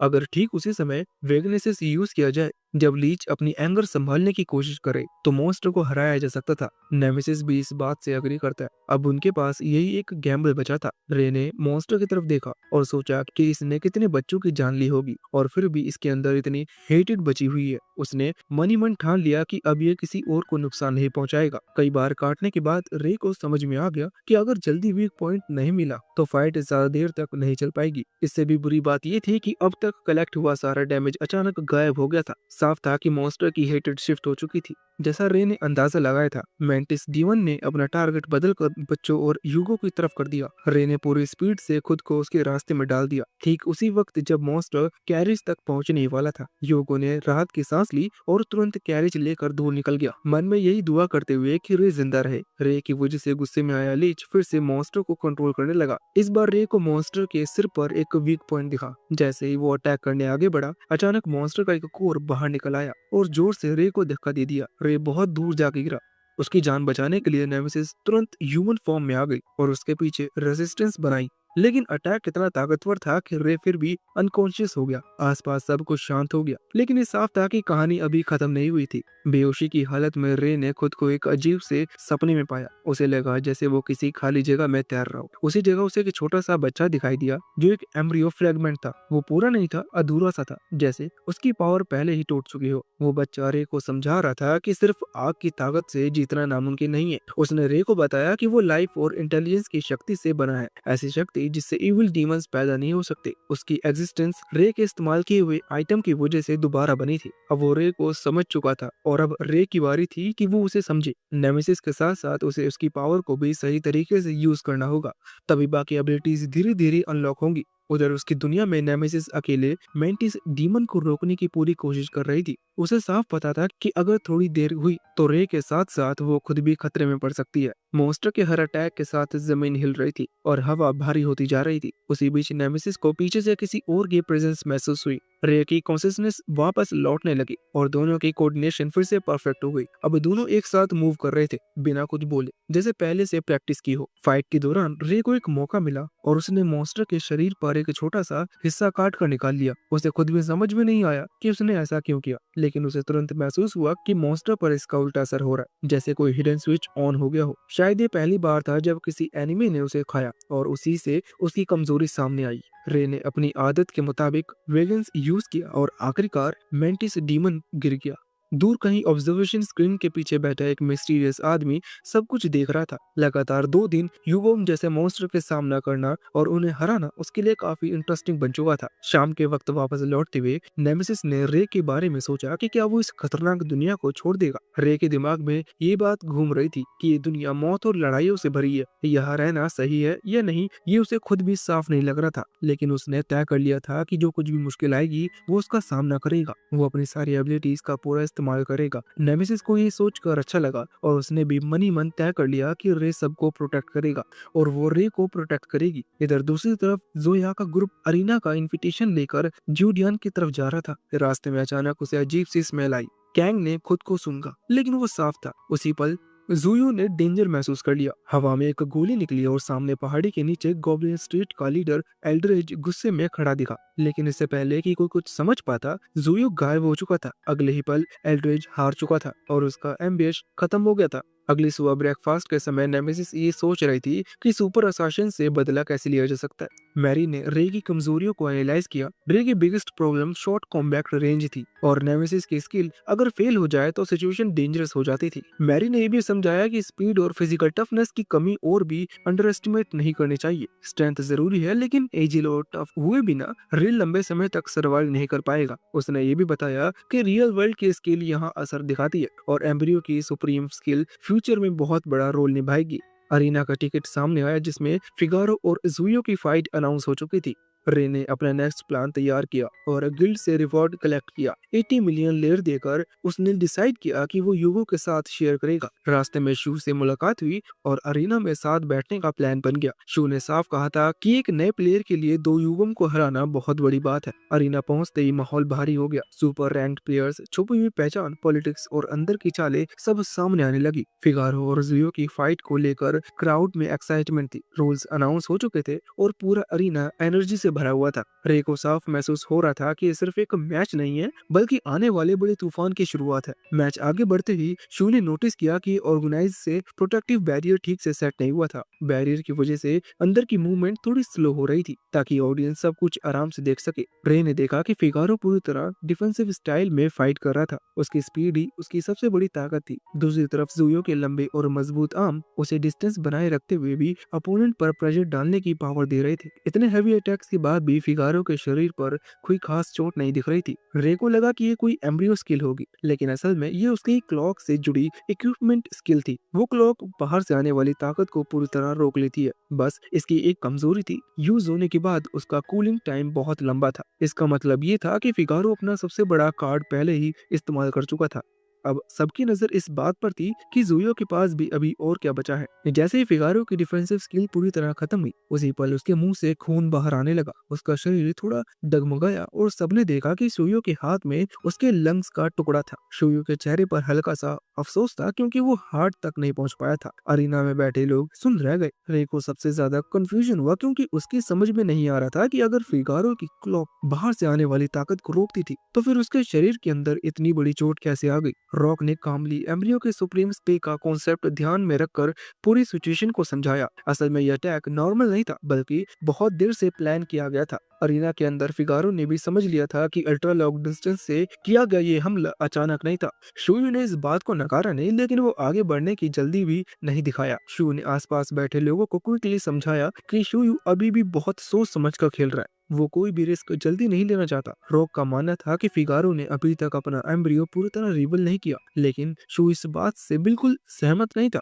उसके हिसाब से फिगारो शुरुआत से ही एम्ब्रियो का इस्तेमाल कर रहा था, बस वो उसे खुलकर दिखा नहीं रहा था। मैच आगे बढ़ता रहा और सबसे चौंकाने वाली बात ये थी कि सिर्फ एक लंग के साथ ही फिगारो बिल्कुल अनस्टेबल नहीं लग रहा था। उल्टा ऐसा लग रहा था कि वो पहले से ज्यादा कंट्रोल में आ गया है। उसकी मूवमेंट स्टडी थी, बैलेंस ठीक था और अटैक में कॉन्फिडेंस झलक रहा था। शोयू खुद भी अंदर से परेशान हो गया था क्योंकि उसे समझ में नहीं आ रहा था कि बिना वेपन के भी फिगारो अब और भी ज्यादा स्ट्रॉन्ग क्यों महसूस कर रहा है। रे ने शू से धीरे से पूछा कि क्या फिगारो का एम्ब्रियो से धीरे धीरे और पावरफुल बना रहा है। क्योंकि उसके शो ब्लेड्स की संख्या तो काफी कम हो चुकी थी। एविडेंस में भी ये बात आ रहा था कि ब्लेड्स कम होने के बावजूद उसकी ताकत बढ़ रही थी। शो ने आराम से रे की सारी बातें सुनी और फिर बताया कि रे पूरी तरह गलत नहीं है, लेकिन पूरी तरह सही भी नहीं है। उसने समझाया कि फिगारो की इक्विपमेंट तब बहुत स्ट्रांग हो जाती है जब उसके पास सही संख्या में 100 ब्लेड्स होती हैं। उसी वक्त उसके स्टेट्स लगभग डबल हो जाते हैं। लेकिन एम्ब्रियो की असली खासियत ये थी कि फाइट जितनी लंबी चलती है उसके स्टेट्स उतने ही धीरे धीरे बढ़ते रहते हैं। मतलब समय उसके पक्ष में काम करता है। इसी वजह से लोग उसे इन्फिनिटी चेन कहते हैं, क्योंकि वो लोग लड़ते लड़ते और मजबूत होते चले जाते हैं। स्टेज पर फिगारो ने अचानक अपना वेपन ट्रांसफॉर्म किया और वो एक लॉन्ग स्वॉर्ड में बदल गया। शो ने तुरंत समझ लिया कि अब फिगारो मजाक नहीं कर रहा और वो पूरी सीरियसनेस के साथ लड़ने वाला है। मैरी को क्यूरियोसिटी हुई क्योंकि उसका आइडेंटिफिकेशन सिस्टम उस वेपन को पहचान नहीं पा रहा था। शो ने एक्सप्लेन किया कि ये कोई नॉर्मल वेपन नहीं है, बल्कि एक सुपीरियर वेपन है जिसका नाम Phantom light demon sky peak blade है। नेमेसिस को भी अंदर से महसूस हो गया कि यह हथियार बिल्कुल अलग लेवल का है। उसी समय शियुई ने भी अपना वेपन बदला और हिंगलोंग ब्लेड निकाल ली, जो खुद एक सुपीरियर वेपन थी। अब वो दोनों फाइटर ने तय कर लिया था कि इस क्लैश में वो अपनी पूरी ताकत झोंक देंगे। अगले ही पल दोनों एक दूसरे की तरफ पूरी स्पीड से झपटे। अरीना में हर किसी की सांस अटकी हुई थी। इस खास खतरनाक एक्सचेंज में फिगारो ने अपना एक आर्म खो दिया और शुयू का पावरफुल वेपन भी टूट कर बेकार हो गया। लेकिन शुयू ने हार नहीं मानी। उसने चालाकी से अपना एक एक्स्ट्रा लॉ रिवील किया और फिगारो की चेस्ट पर वार करने की कोशिश की। उस पल टेंशन अपने पीक पर थी। नेमेसिस को लगा कि अब फिगारो शायद नहीं बचेगा, लेकिन शू बिल्कुल शांत था। उसे पूरा भरोसा था कि फिगारो अभी भी हारने वाला नहीं है। असल सच्चाई तो ये थी कि फिगारो का एम्ब्रियो हार्ट की शेप का था और प्रैक्टिकली अनब्रेकेबल था। फाइनल मोमेंट में फिगारो ने शुयू को रिस्पेक्ट दिया और अपनी पूरी ताकत डिसीव ब्लो मारा, जिससे मैच वहीं खत्म हो गया। अरीना में बैठे लोग इस फाइट को सच में मैच ऑफ द सेंचुरी कहने लगे। फाइट खत्म होने के बाद भी फिगारो का शरीर उसी पोस्चर में कुछ देर तक खड़ा जैसे टाइम रुक गया हो। लोग अंदाजे लगाने लगे कि आखिर अभी अभी हुआ क्या था। शो ने गुस्से और फ्रस्ट्रेशन में ये समझ लिया कि बैरियर के अंदर किसी ने टाइम स्टॉप जैसा कुछ किया है। तभी अचानक फ्लेमिंगो कैजुअली उस मैसिव बैरियर पर चलते हुए अंदर आया, जैसे वो किसी शाम की पार्टी में आ रहा हो। पूरे अरीना में अजीब सा गुड इवनिंग वाला फील आ गया। होस्ट गुस्से में भर गया क्योंकि इतनी बड़ी इवेंट को बीच में डिस्टर्ब करने की हिम्मत बहुत कम लोग कर सकते हैं। फ्लेमिंगो ने धीरे से अपना पेंगुइन डिस्ग्यूज उतार दिया। स्टैंड्स में बैठे कई लोग उसे पहचान चुके थे और आसपास में हलचल मच गई थी। फायरवर्क्स के बीच उसका असली इंट्रोडक्शन सामने आया। इंट्रोडक्शन खत्म होते ही अरीना का माहौल एकदम अराजक हो गया। स्टैंड्स में बैठे कई लोग इंस्टेंटिवली खड़े हो गए और बिना सोचे समझे फ्रैंकलिन की तरफ अटैक फेंक दिया। लेकिन फ्रैंकलिन पहले से तैयार था। जैसे ही पहला स्पेल हवा में बना, उसने प्रिंसेस एलिजाबेथ को अपने सामने खींच लिया। उसकी गर्दन पर ठंडा मेटेलिक ग्रिप था और उसके चेहरे पर वही शांत ऑलमोस्ट अम्यूज्ड मुस्कान। उसी पर अटैक रुक गया। फ्रैंकलिन ने बहुत आराम से याद दिलाया कि रॉयल ब्लड पर अटैक करने का मतलब क्या होता है। डेल्फी प्रीमियम और रॉयल हाउस के बीच की पुरानी संधियां, हिडन क्लॉजेस और वो कॉन्सिक्वेंसेस जिसका नाम सुनते ही किंगडम्स कांप जाते हैं। उसने पूरे सीन को एक ट्विस्टेड गेम में बदल दिया था, जहां हर मूव पहले से स्क्रिप्टेड लग रहा था। यही मैरी को अब समझ में आने लगा। उसे वो अर्ली मूवमेंट याद आया जब अरीना टिकट्स लेने जाते वक्त उसने एक छोटी लड़की को कुछ बैड लोगों से बचाया था। सोल्जर्स के फुटस्टेप सुनते ही वही लड़की मैरी का हाथ पकड़कर भीड़ में घसीट ले गई थी। कॉटन कैंडी खाते हुए दोनों ने कैजुअली बात की थी और उसी मिठास के बीच ट्रस्ट बन गया था। बाद में उस बच्चे ने अपनी असली आइडेंटिटी रिवील की थी। सेकंड प्रिंसेस मैरी ने उसे मजाक में एली नाम दे दिया था और एली ने उस नाम को खुशी खुशी एक्सेप्ट कर लिया था और अब वही एली फ्रैंकलिन के हाथों में हॉस्टेज थी। इसी रियलाइजेशन के साथ मैरी के अंदर कुछ टूट सा बन गया था। अरीना में कोई भी अब फ्रैंकलिन पर डायरेक्ट अटैक करने की हिम्मत नहीं कर सकता था। फ्रैंकलिन ने अपने हाथ में पकड़ा डिवाइस एक्टिवेट किया। जमीन के नीचे से अजीब सी गड़बड़ाहट हुई और अरीना के अंदर जगह जगह से लिक्विड मॉन्स्टर निकलने लगे। ग्लैटनियस बॉडी, बदलते आकार और क्रोसिव सरफेस, उसने दोनों ऑप्शन साफ कर दिए थे। या तो कोई डिवाइस डिस्ट्रॉय करे या फिर वो एलिजाबेथ को वहीं डेथ सेंटेंस दे दे। मास्टर को खुलेआम चैलेंज किया जा चुका था। रॉक ने एक नजर में समझ लिया कि सिर्फ हॉस्टेज सिचुएशन नहीं थी, बल्कि एक मैसिव ट्रैप था। बैरियर की वजह से कोई बाहर नहीं जा पा रहा था। फ्रैंकलिन ने वार्न किया कि ये हर हैवी पंच सिटी की किसी हिस्से में मॉन्स्टर रिलीज करेगा और अगर बैरियर टूटा तो सब मॉन्स्टर एक साथ बाहर निकल आएंगे। चू ने ध्यान से बैरियर ऑब्जर्व किया और बताया कि लेवल बेस्ड रिस्ट्रिक्शन पर काम कर रहा है। रे ने बैरियर को टच किया और उसका हाथ बिना किसी रेसिस्टेंस के आर पार चला गया। लेवल 41 सुनते ही चू को सब समझ आ गया। रे टेक्निकली बाहर जा सकता था। मास्टर ने तेजी से डिस्कशन शुरू की और हर सेकंड प्रीशियस था। रे के लिए सिचुएशन को इग्नोर करना पॉसिबल ही नहीं था। चू ने बिना ज्यादा ड्रामा के अपने बचे हुए आइटम्स उसे दे दिए और बस इतना कहा कि सरवाइव करना ही उसकी असली जीत होगी। अरीना के बाहर फ्रैंकलिन के लोग ऑलरेडी क्रियोसिट के साथ तैनात थे। रे ने टॉक्सिक स्मोक स्क्रीन क्रिएट करके एंट्री ली। विजिबिलिटी ऑलमोस्ट जीरो हो गई थी। उसी केओस में रॉक की मैरलिन ने हाफ ग्रुप को अकेले साफ कर दिया था। ऊपर से फायर बेस्ड अटैक गिरे और पूरा एरिया बैटलफील्ड में बदल गया। फ्रैंकलिन मैप इंटरफेस पर मूवमेंट देख रहा था, बिल्कुल चेस बोर्ड की तरह। एलिजाबेथ सब ऑब्जर्व कर रही थी। डर जरूर था लेकिन क्यूरियोसिटी भी। तभी मैप पर एक अनएक्सपेक्टेड हेल्प कॉल ब्लिंक हुई। फ्रैंकलिन को लगा सब कंट्रोल में है, लेकिन अगले ही पल एक मेटल हुक ने उसे खींच लिया। उसे फ्लूइड मोशन में एलिजाबेथ हॉस्टेज पोजीशन में निकल गई। रे और रॉक वेस्ट साइड की तरफ भागे। रे के दिमाग में ह्यूगो की वार्निंग गूंज रही थी। रे ने प्रिंसेस को सेफली रेस्क्यू कर लिया, लेकिन जैसे ही उन्हें लगा कि वो निकल चुके हैं, फ्रैंकलिन फिर से सामने आ गया। इस बार उसने समन किया। मैरी के सामने एक जाना पहचाना बच्चा खड़ा था, वहीं जो अभी इंस्ट्रक्शन के साथ डांस करता था। आज वही एनिमी बन चुका है। मैरी ने एम किया। सिचुएशन अब सचमुच पॉइंट ऑफ नो रिटर्न पर थी। उसी समय ह्यूगो के आखिरी शब्दों के साथ माहौल और भी भारी हो गया। टूटी दीवारों, उड़ती धूल और जमी हुई बर्फ के बीच से वो धीरे धीरे बाहर आया। उसकी आर्मर पर बर्फ की मोटी परत जमी थी। हर सांस के साथ ठंडी भाप निकल रही थी। उसकी आंखों में अब दुविधा नहीं थी, जैसे वो खुद भी नहीं जानता कि वो जीतने के लिए लड़ रहा है या बस इस सब को खत्म करने के लिए। बेबलियन लगातार रॉक का नाम पुकार रही थी। साइको पास ही खड़ी थी, चेहरे पर गंभीरता और कैलकुलेशन साफ दिख रही थी। रॉक दीवार से टकराकर जमीन पर गिर चुका था। शरीर दर्द से जकड़ा हुआ था, लेकिन दिमाग पूरी तरह अलर्ट। वो लेटे लेटे ह्यूगो की हर मूवमेंट, हर सांस, हर फ्रीज पैटर्न को ऑब्जर्व कर रहा था। अब रॉक को पूरा यकीन हो चुका था कि ह्यूगो की फ्रीजिंग एबिलिटी रैंडम नहीं थी। कॉकलेट्स के हर यूज के साथ एनवायरनमेंट सब्टिली बदलता, हवा रुकती, बर्फ की दरारें एक खास ज्योमेट्री में फैलती। ह्यूगो इंस्टिंक्ट से लड़ रहा था, लेकिन रूक नंबर्स और लॉजिक से। यही फर्क डिसिसिव था। मेलिन अब भी मैदान में खड़ी थी। उसका आधा शरीर पूरी तरह बर्फ में बदल चुका था, फिर भी वो गिरी नहीं, जैसे वो खुद फ्रीजिंग रूल को चुनौती दे रही हो। ह्यूगो ने कहा कि कैलकुलेशन करने वाले लोग उसकी लड़ाई में टिक नहीं पाते। रूक ने हल्की हंसी के साथ जवाब दिया कि शायद उसी वजह से वो रे जैसा नहीं है। रे सामने से सब झेलता है और वो पीछे से सांस ढूंढता है। ये सुनते ही ह्यूगो का हमला और तेज हो गया और जमीन से एक विशाल आइस स्पाइक निकला और सीधे रूक की तरफ बढ़ा। इस बार रूक ने डोज नहीं किया। उसने खुद को उसी एंगल पर रखा जो उसने कैलकुलेट किया था। स्पाइक उसके शोल्डर्स को छूते हुए निकल गया, लेकिन फुल फ्रीज ट्रिगर नहीं हुआ। उसी पल ड्रॉप को कंफर्मेशन मिल गई। क्रियोटेक्स की फ्रीजिंग पावर, डायरेक्शन और इंटेंट काम करती थी। सामने complete freeze, side practical freeze, पीछे सिर्फ स्लो। ह्यूगो ये सब बिना समझे ब्रूट फोर्स से चल रहा था। बेबलियन चिल्लाई कि उसे अभी समझ में आ गया है। साइको की आंखों में भी वही रियलाइजेशन थी। ह्यूगो के चेहरे पर पहली बार इरिटेशन दिखी। उसने पूरी ताकत से अगला फ्रीज एक्टिवेट किया। अरीना गेट के पास जमी बर्फ क्रैक होने लगी। मेलिन पूरी तरह सॉलिड हो गई। रॉक ने आंखें बंद की। यही मौका था। उसने जानबूझकर ह्यूगो की रेंज में कदम रखा। ह्यूगो को लगा अब ये खत्म है, लेकिन लास्ट सेकंड पर रूक ने शरीर मोड़ा। फ्रीज उसकी टांगों तक आया। त्रुसो आजाद रहा। उसी पल मर्लिन के अंदर जमा सारा प्रेशर एक साथ रिलीज हुआ। मर्लिन ने जमी परत तोड़ते हुए डेवास्टेटिंग स्ट्राइक किया। ह्यूगो हवा में उछलकर पीछे गिरा। उसकी सांसें बेकाबू थी। वो खुद से बड़बड़ाया कि ये पॉसिबल नहीं है। रूक ने थकी हुई आवाज में कहा, प्रॉब्लम यही है ह्यूगो, तुम खुद को हीरो समझते रहे, लेकिन रूल समझने की कोशिश नहीं की। उधर गेट के दूसरी तरफ रे और फ्रैंकलिन आमने सामने खड़े थे। ग्रैंडेरिया और लिंडोस अभी भी मैनी आइड मॉन्स्टर से जूझ रहे थे, लेकिन रे की मौजूदगी से पूरा बैटलफील्ड बदल चुका था। रे की स्वॉर्ड से निकलती आग और होली ओरा एक साथ महसूस हो रही थी। फ्रैंकलिन के चेहरे पर वही पुरानी मुस्कान थी, जैसे वो इसी पल का इंतजार कर रहा हो।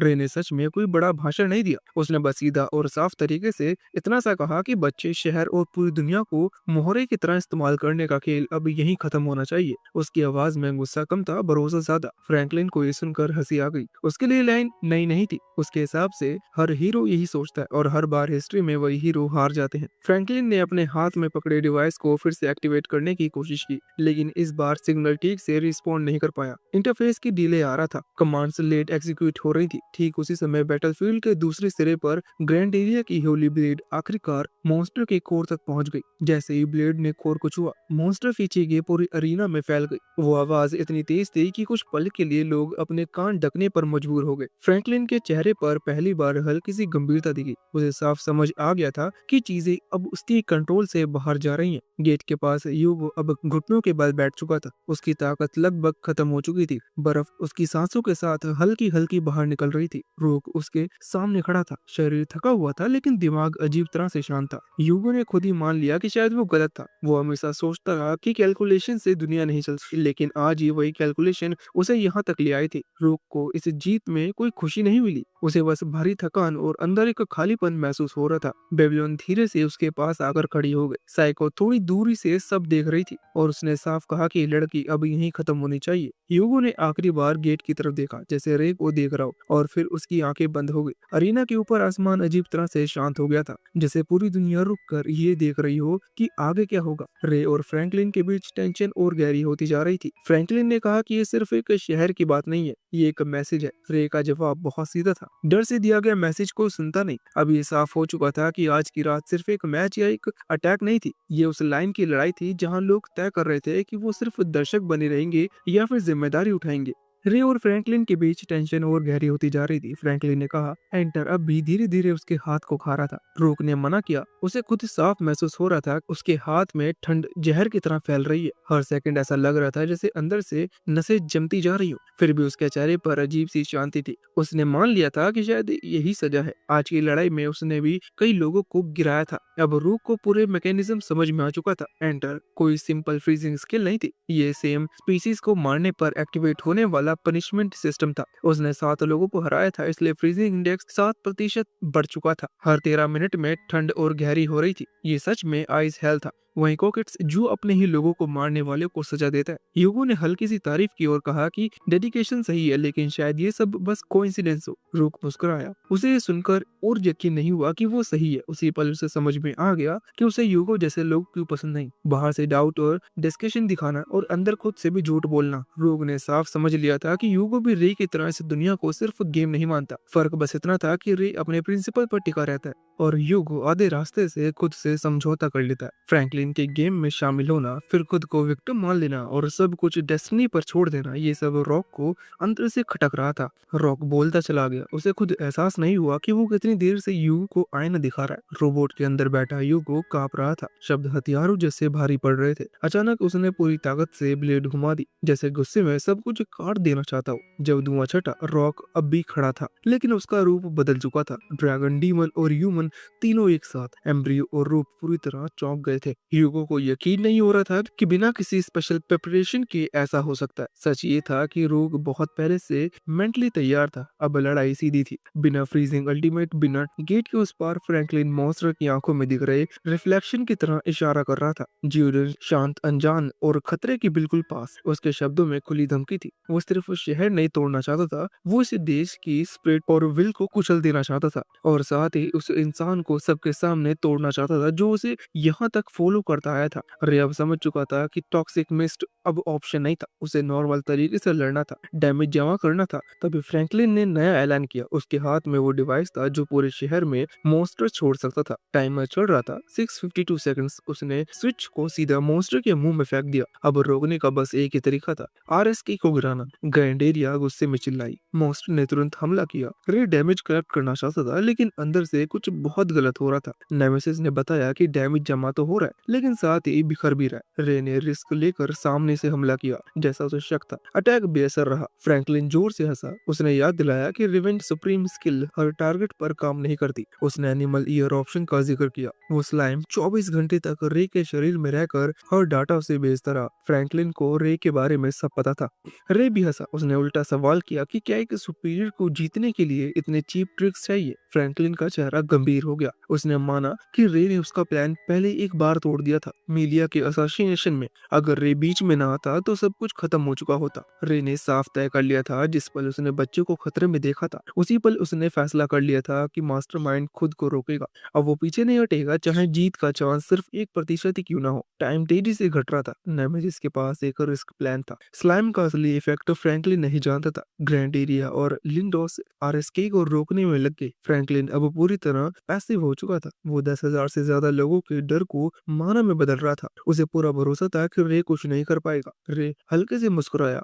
उसके चेहरे पर कोई घमंड नहीं थी, बस एक सीधी सी समझ थी। उसके दिमाग में ये साफ था कि अगर फ्रैंकलिन सच में सब कुछ न्यूट्रलाइज कर सकता है तो वो इतनी देर तक बातें नहीं करता। और उसी पल हालत पलट गई। पूरा एहसार के अचानक एक बड़े विस्फोट में बदल गया। रोशनी, आवाज और गर्म हवा ने सबको घेर लिया। रे खुद भी उस धमाके में बेहोश होकर नीचे गिर पड़ा। ग्रेंडेरिया बिना कुछ सोचे उसके पास दौड़ी। लिंडोस ने तुरंत हीलर्स को बुलाया। सबको साफ दिख रहा था कि रे की एक बाहें अब बचने वाली नहीं है। हालात बहुत खराब थे, लेकिन नेमेसिस ने एक ही बात कही कि उसे बस जिंदा रखो, बाकी सब बाद में देखा जाएगा। फ्रैंकलिन ने ठंडे मन से बधाई दी, जैसे ये सब उसके लिए बस एक एक्साइटमेंट हो। उसके बाद उसने बैकअप कंट्रोलर निकाला और भी मॉन्स्टर समन किए। डीजीबी और पॉस जैसे लेजेंडरी मॉन्स्टर मैदान में उतर गए। आरएसके उसके लिए सिर्फ एक टेस्ट था। असली मकसद अब ह्यूमिलेशन का बदला लेना था। लेकिन एक अजीब बात थी, शहर अब भी शांत था। फ्रैंकलिन को समझ में नहीं आया कि उसका प्लान कहाँ फेल हो गया। जवाब एक कोने में था, मैरी। वो चुपचाप सारे मॉन्स्टर को समेट चुकी थी। उसकी हाइडिंग एबिलिटी ने सबको धोखा दे दिया था।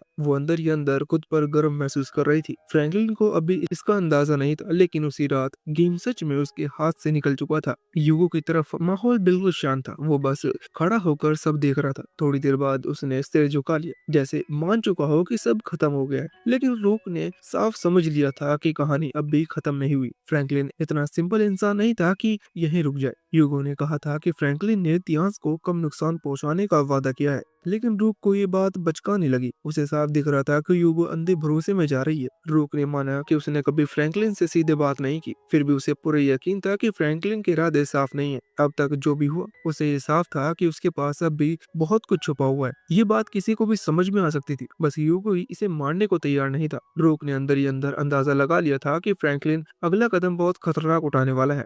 और वही हुआ। फ्रैंकलिन ने प्लान से एक्टिवेट कर दिया, पूरा जीवडेन खत्म करने का प्लान, वो भी 56,000 से ज्यादा मॉन्स्टर के साथ। उसने साफ कर दिया था कि अगर पहले सरेंडर कर दिया जाता तो ये सब नहीं होता। फिर उसने अपना सुपीरियर एम्ब्रियो दिखाया, जो प्लांट पीस फोर्ट्रेस जैसा था। उसी पल उसमें से हजारों मॉन्स्टर बाहर आने लगे। लिंडोस ने तुरंत ऑर्डर दिया कि फ्रैंकलिन को अभी पकड़ा जाए, वरना देर हो जाएगी। लेकिन फ्रैंकलिन को पूरा भरोसा था कि अब उसे कोई रोक नहीं सकता। उसे पता था कि अगर वो मर भी गया तब भी फोर्ट्रेस से मॉन्स्टर निकलते रहेंगे। नेमेसिस ने हालात देखकर समझ लिया कि फोर्स बहुत कम है। इतने कम लोग इतने मॉन्स्टर को रोक नहीं सकते। इसी बीच रे थोड़ा रिकवर कर चुका था। होश में आते ही वो अपने घोड़े पर चढ़ गया और नेमेसिस के साथ फिर से आगे बढ़ गया। शुरुआत में सब कुछ ठीक चल रहा था। रे अकेले ही काफी मॉन्स्टर संभाल रहा था, लेकिन संख्या बहुत ज्यादा थी। एक छोटी सी गलती हुई और हालात बिगड़ने लगे। उसी वक्त मैरी ने स्पिरिट फॉर्म लेकर उसे बचा लिया।